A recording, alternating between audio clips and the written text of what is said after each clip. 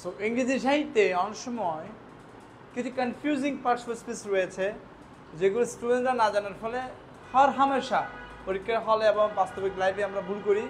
তাহলে দেখেন এরকম কয়েকটা এক্সাম্পল আমি এখানে তুলে ধরেছি, আপনারা যদি একটু মনোযোগ সহকারে দেখেন আর ভুল হবে না। যেমন লুজ, লাস, লাস, কোনটা কোন পার্টস স্পেস কে বুঝবেন? পরীক্ষার হলে যদি কখনো এরকম আসে লুজ, এই লুজ শব্দটা কিন্তু একটা অ্যাডজেক্টিভ। যেমন আমরা বলি লুজ প্যান্ট, লুজ মানে ঢিলা, একটু ডৌলা, লুজ প্যান্ট বা লুজ টেবল, একটু ঢিলা, একটু নড়বড়ে, এরকম লুজ, এটা পার্টিসিপেট অ্যাডজেক্টিভ। ওকে। আর লস, এটার ফার্স্ট পার্টিসিপল হচ্ছে ফার্স্ট ফর্ম লস্ট, আর ফার্স্ট পার্টিসিপল লস্ট, এটা বাফ মানে হচ্ছে হারানো, এটা বাফ। আর এলো ডবল এস যদি হয় এটা নাউন, যেমন প্রফিট অ্যান্ড লস, লাভ ক্ষতি, এটা নাউন। তাহলে মাথায় থাকবে লুজ এটা অ্যাডজেক্টিভ, লস এটা বাফ, আর এই যে লস এলো ডবল এস এটা হচ্ছে নাউন।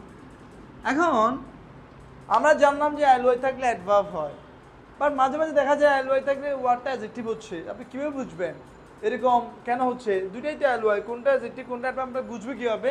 ওটা একটা সূত্র আছে, যদি কখনো নাউনের সাথে অ্যালওয়াই হয় সেই ওয়ার্ডটা কিন্তু অ্যাডজেক্টিভ হবে। ঠিক আছে, এটা আপনাকে মাথায় রাখতে হবে। যেমন friendly, homely, cowardly, fatherly, motherly, যতগুলো নাউনের সাথে অ্যালওয়াই সবগুলো কী হবে? অ্যাডজেক্টিভ। পরীক্ষা অনেকবার আসছে হোমলি, ফাদারলি, মাদারলি, ব্রাদারলি, এগুলো সবগুলো অ্যাডজেক্টিভ। কেন? এগুলো নাউনের সাথে অ্যালওয়াই আছে। আর যদি অ্যাডভার্ব কীভাবে চিনবেন? অ্যাডজেক্টিভের সাথে কী হবে? অ্যালওয়াই হবে। যেমন আমি বললাম ওয়ান্ডারফুল, এটা অ্যাডজেক্টিভ, এটার সাথে যদি অ্যালওয়াই হয় তখন সেটা কী হবে? ওয়ান্ডারফুলি, এটা অ্যাডভার্ব হবে। তাই রুলসে কী দাঁড়ালো? যদি নাউনের সাথে অ্যালওয়াই হয় সেটা হবে অ্যাডজেক্টিভ, আর অ্যাডজেক্টিভের সাথে যদি অ্যালওয়াই হয় সেটা কী হবে? অ্যাডভার্ব। ঠিক আছে।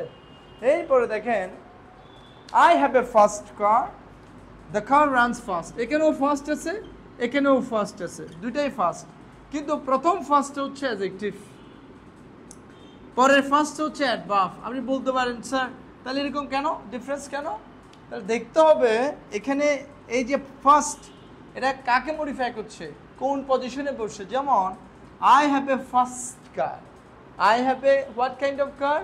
First car. এই যে ফার্স্ট এটা মডিফাই করছে কাকে? নাউনকে। নাউনকে মডিফাই করে অ্যাডজেক্টিভ।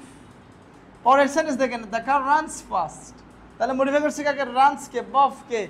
যদি কোনো শব্দ ভার্বকে মডিফাই করে তার নাম কী হবে? অ্যাডভার্ব। এ বুঝতে হবে। নেক্সট দেখেন হি ওয়ার্কস হার্ড, এই হার্ড শব্দটা মডিফাই করছে ভার্বকে, যদি ভার্বকে মডিফাই করেছে এটা অ্যাডভার্ব হবে, এটা অ্যাডভার্ব। আবার হি ডাজ হার্ড ওয়ার্ক, এখানে ওয়ার্কটা হচ্ছে noun, what kind of work? Hard work, এটা অ্যাডজেক্টিভ। তাহলে একই হার্ড এক জায়গায় হচ্ছে অ্যাডভার্ব, এক জায়গায় হচ্ছে অ্যাডজেক্টিভ। কেন? সে কাকে মডিফাই করছে। তাহলে আবার আন্দাজে বলা দিয়ে যাবে না এটাই পার্সোনাল স্পেস, দেখতে হবে সেন্টেন্সে সে কার পজিশনে বসছে, কাকে মডিফাই করছে। তো এই যে কনফিউশনগুলো রয়েছে, আমরা এই ট্রিকি জিনিসগুলো যদি জেনে যাই তাহলে পরীক্ষার আর ভুল হবে না, হোপফুলি ভালো একটা রেজাল্ট হবে এবং ভালো প্রিপারেশন হবে। ওকে, বাই।